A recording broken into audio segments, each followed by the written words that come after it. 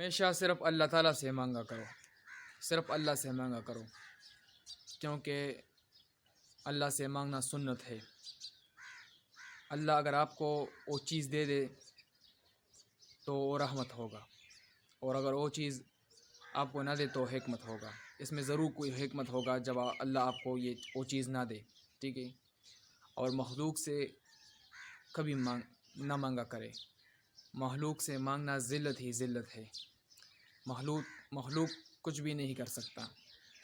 جب بھی آپ مخلوق سے مانگیں گے، اگر مخلوق آپ کو دے دے تو احسان ہوگا، مخلوق اگر دے دے تو احسان ہوگا، اور اگر مخلوق نہ دے تو شرمندگی ہوگی۔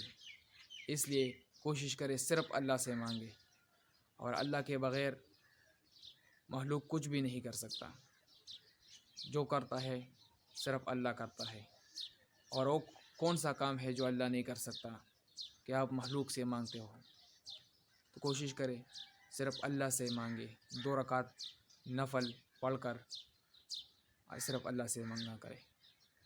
مخلوق سے مانگنا ذلت ہی ذلت ہے، مخلوق سے مانگنا ذلت اور رسوائی کے سوا کچھ بھی نہیں۔ شکریہ۔